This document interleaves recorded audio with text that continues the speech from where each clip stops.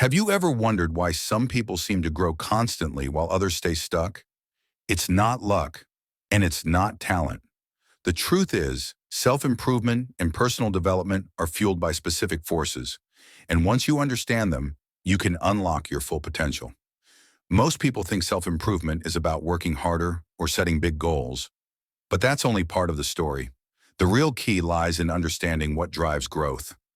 The forces that push you forward, help you adapt, and make you more resilient. Let's explore what really fuels personal growth and how you can use these insights to transform your life one step at a time. Lesson 1. Embracing a growth mindset. The foundation of self-improvement starts with your mindset. Dr. Carol Dweck, a psychologist known for her research on motivation, discovered that people with a growth mindset, the belief that abilities can be developed through dedication and effort, tend to succeed more often than those with a fixed mindset. When you have a fixed mindset, you believe that your abilities are set in stone. You might think, I'm just not good at math, or I'll never be creative. But with a growth mindset, you understand that skills and intelligence can be developed through effort and learning. Think about learning how to drive. At first, it's awkward. You're trying to coordinate your hands, feet, and focus all at once. But with practice, you improve. It's not because you suddenly became talented. It's because you allowed yourself to improve through repetition and adjustment. The same applies to any skill. If you've ever felt like you're bad at something, it's not because you're incapable. It's because you haven't put in the time and effort yet. Instead of saying, I'm not good at this, shift your mindset to, I'm not good at this yet. The word yet is powerful.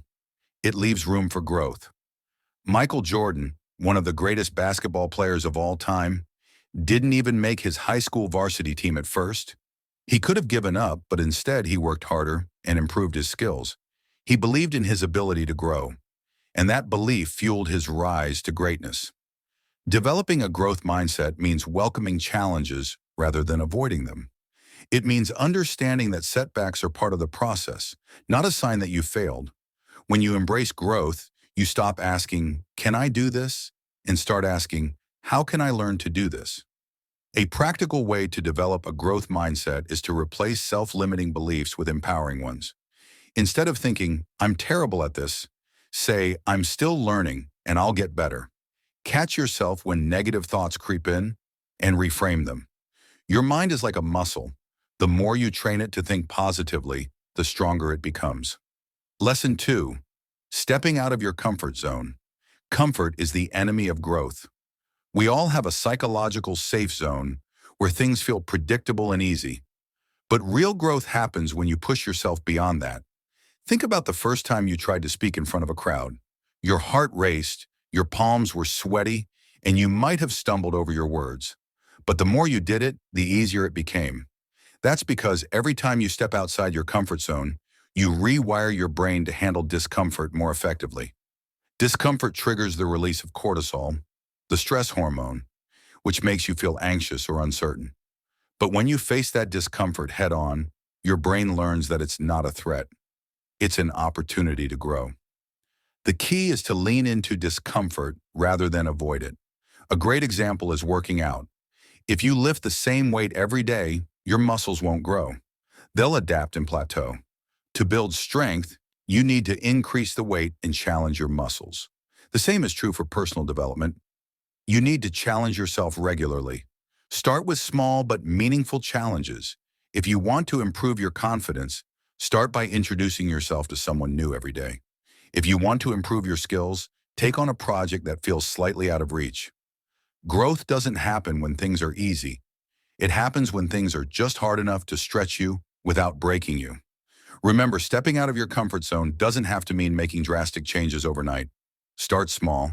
Push yourself just a little further each day. Soon, what once felt impossible will feel like second nature. Lesson 3. The power of small habits. Big goals are exciting, but they can also feel overwhelming. That's why the key to lasting self-improvement lies in small, consistent habits. James Clear, in his book Atomic Habits, explains that small changes, repeated consistently, lead to massive long-term results. Let's say you want to become a better writer. Instead of trying to write a novel overnight, commit to writing 200 words a day. It seems small, almost too small to matter. But over the course of a year, that's 73,000 words. Enough for a full-length book. Habits work because they automate success. When you create a habit, your brain develops neural pathways that make the behavior easier over time. At first, it takes effort to start working out or meditating daily, but once it becomes a habit, your brain shifts it to autopilot, and that's when the magic happens. The key is to make habits easy to start and hard to quit. Want to exercise more? Keep your workout clothes by the bed. Want to read more? Keep a book on your nightstand. Small, consistent actions lead to exponential results over time. By the way, if you've made it this far, it means you're serious about improving yourself. So don't forget to like and subscribe. Your future self will thank you. Also, be patient with yourself. Habits take time to form. Studies show it takes about 66 days for a new habit to become automatic. So stick with it, even when it feels hard. Consistency beats intensity every time. Lesson 4. Learning from failure. Failure isn't the opposite of success. It's part of the process. When you fail, it's easy to feel discouraged and think you're not cut out for success. But failure is actually one of the most powerful teachers. J.K. Rowling was rejected by 12 publishers before Harry Potter was finally accepted. If she had let those rejections define her, the world would have never experienced one of the most successful book series in history. The key to learning from failure is reflection. Ask yourself, what worked? What didn't work? What can I adjust next time? Failure isn't a sign you should quit. It's a sign you need to adjust your approach. The most successful people aren't the ones who avoid failure.